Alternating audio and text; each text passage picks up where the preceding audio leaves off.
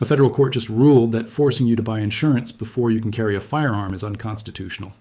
And the Department of Justice, under the current administration, actually agrees. If you carry a gun or plan to carry one, this changes everything. And if you live in a state that has been watching this case to copy those insurance laws, you need to hear what I am about to tell you right now. Before we go any further, do me a quick favor. Hit that subscribe button. I mean it. Because rulings like this one fly under the radar, and most gun owners do not find out until it is too late. I break down every major court decision, every new law, and every legal trap that could affect you. So subscribe now, and let us get into this. Here is what just happened. San Jose, California passed an ordinance back in 2022 that made national headlines. It was the first city in the United States to require gun owners to carry liability insurance just to legally possess a firearm in their own homes and in public. On top of that, the ordinance also required gun owners to pay an annual fee to the city. They called it a harm reduction fee. Think about that for a second. You had to buy an insurance policy and pay a yearly fee to the government just to exercise a constitutional right. If you did not comply, the city could declare your firearms a public nuisance. They could actually confiscate your guns.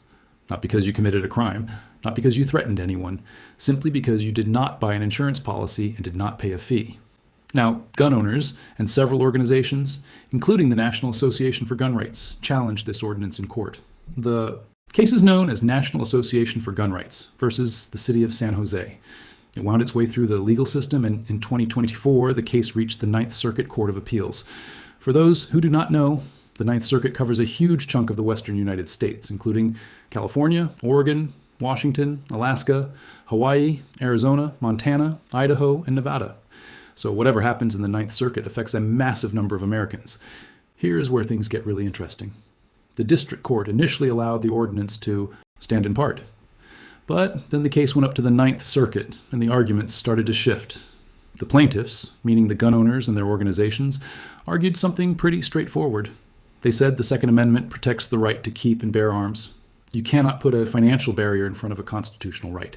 They compared it to a poll tax. Remember poll taxes? The government used to charge people money before they could vote. We got rid of those because the Supreme Court and constitutional amendments said you cannot make people pay for the privilege of exercising a fundamental right. The gun owners said this insurance mandate was the exact same thing, a tax on a right. And then something happened that shocked a lot of legal observers.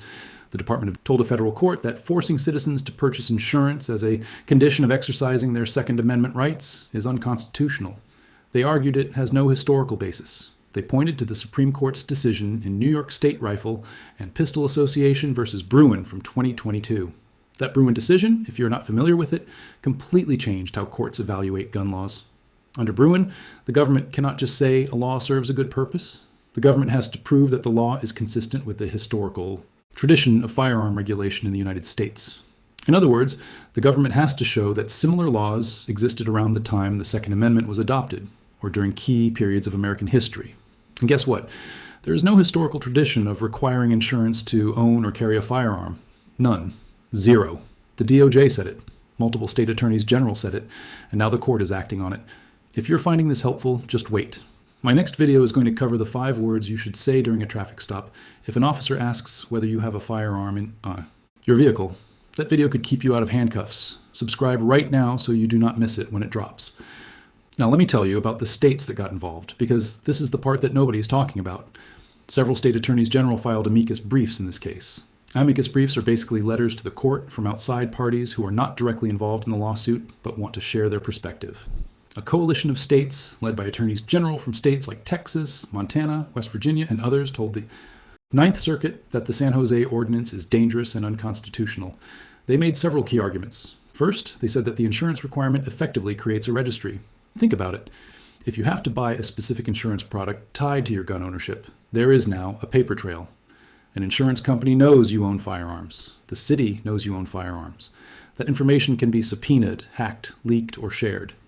These attorneys general argued that this is a backdoor to a firearms registry, which federal law has prohibited for decades. Second, they argue that the insurance requirement disproportionately affects low-income Americans. If you are wealthy, buying another insurance policy is no big deal. But if you are a single mother living in a rough neighborhood and you bought a firearm to protect your family, that extra insurance premium could be the thing that prevents you from legally keeping your gun. The states argued that the Second Amendment does not have an income threshold. Your rights do not depend on your bank account. Third, They pointed out the slippery slope. If San Jose can require insurance for gun ownership, what stops New York from doing it? What stops Chicago, Philadelphia, or any other city? And what stops them from making the insurance so expensive that nobody can afford it? You see where this goes. The insurance requirement becomes a de facto ban. You technically still have the right to own a gun, but the financial burden makes it impossible. The states said this is exactly what the Bruen decision was designed to prevent. Now, quick legal note. This is educational information, not legal advice. I'm breaking down court rulings and legal arguments so you can stay informed. Always consult a licensed attorney in your state for advice about your specific situation. Laws vary from state to state, and your circumstances are unique. Here's where the court's decision comes in, and this is the part that really matters. In early 2025, the Ninth Circuit panel issued a significant ruling. The court found that the insurance mandate and the fee requirement likely violate the Second Amendment under the Bruen framework. The court applied the historical text and tradition test that the Supreme Court laid out. They looked at whether there was any analogous law from the founding era or Reconstruction era that required citizens to purchase a financial product as a condition of firearm ownership. They could not find one. The city of San Jose tried to argue that surety bond laws from the 1800s were a historical analog. Surety bonds were laws in some states that required a person to post a bond if someone complained that they were dangerous, but the court rejected that comparison. Surety. Bonds were targeted at specific individuals who had been accused of threatening behavior. The San Jose ordinance applied to every single gun owner regardless of whether they had done anything wrong. The court said those two things are not the same. Hey, right now about 73% of people watching this video are not subscribed. That means almost 3 out of 4 of you could miss the next critical update. Do not be in that group. Join the tens of thousands of gun owners who rely on this channel for no-nonsense legal breakdowns. Hit subscribe right now. It takes 1 second. Now, let me explain why this ruling matters beyond San Jose. Because this is not just about one city in California. This is about a legal blueprint that anti-gun politicians have been pushing for years. Carry insurance requirements have been proposed in multiple states. Legislators in New York, Illinois, Connecticut, and other states have introduced bills that would require gun owners to carry liability insurance. Some of those bills would make it a crime to possess a firearm without proof of insurance. Think about that. A criminal charge not for misusing a gun, not for threatening someone, but for not having an insurance card. This court ruling, combined with the DOJ's position and the support from multiple state attorneys general, sends a powerful message to those states. It says that courts are watching. It says that the Bruen standard means something, and it says that you cannot create new financial barriers to gun ownership and hide behind public safety as your excuse. Let me give you a hypothetical example to explain why this hits home. Imagine you are a lawful gun owner in a state that passes an insurance mandate next year. You carry concealed every day. You have your permit. You have done everything right. But this new law says you need a special firearms liability policy. You call your insurance company. They either do not offer it or they want $400 a year for it. You are already stretched thin. You decide you will get it next month. A week later, you get pulled over for a broken taillight. The officer asks if you have a firearm in the vehicle. You say yes because you are honest and you know the law. The officer then asks for proof of firearms insurance. You do not have it. Now you're facing a misdemeanor charge. Your gun gets confiscated, you have a court date. And all of this happened because you could not afford an insurance policy for a right that the Constitution guarantees. That is the scenario these court rulings and the DOJ's position are trying to prevent. But wait, there is something even more important that a lot of people are missing. This ruling has implications for other types of financial barriers too. Some cities and states have been increasing permit fees, training fees, and application costs to discourage gun ownership. The logic of this court decision suggests that any financial barrier that has no historical basis could be vulnerable to a legal challenge. If courts say you cannot require insurance because there is no historical tradition of it, the same argument could apply to excessive permit fees. It could apply to mandatory training costs that price people out of their rights. This is a domino that could topple a lot of other restrictions. Now, there is a flip side I want to be honest about. This case is not over. The city of San Jose could appeal. This could eventually make its way to the Supreme Court. And there's always the possibility that a different panel of judges or a higher court could see things differently. The legal landscape is constantly shifting. What is true today might change tomorrow. That is exactly why you need to stay plugged in. This information could literally change after the next court session. Subscribe right now because my next video will walk you through exactly what to do if your state proposes an insurance mandate and how to fight it before it becomes law. You do not want to miss that one. A future DOJ could withdraw its support or even argue in favor of insurance mandates. That is why this moment matters. The legal precedent being set right now could protect gun owners for decades, or it could be undermined if people do not pay attention. Let me also touch on what this means for concealed carry permit holders specifically. Many people have been asking whether this ruling affects their carry permits. Here's the deal. If your state does not currently require insurance, this ruling does not change. Anything for you right now, your permit is still valid, your process is still the same.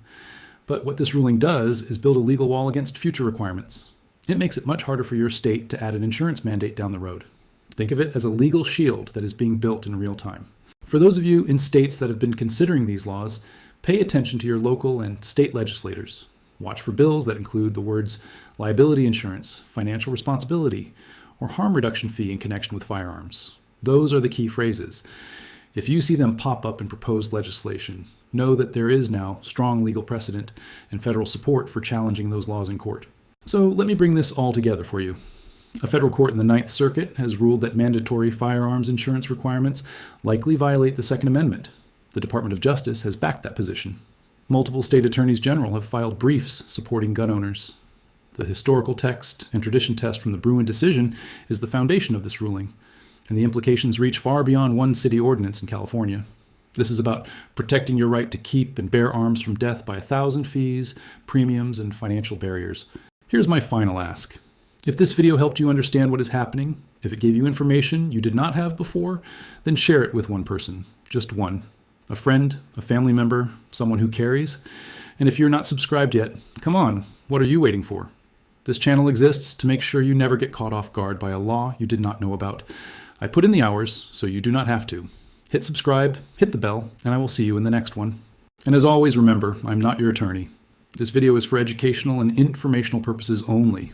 Laws vary by state and change frequently. Always consult a qualified attorney in your jurisdiction before making any legal decisions. Stay safe, stay legal, and stay informed.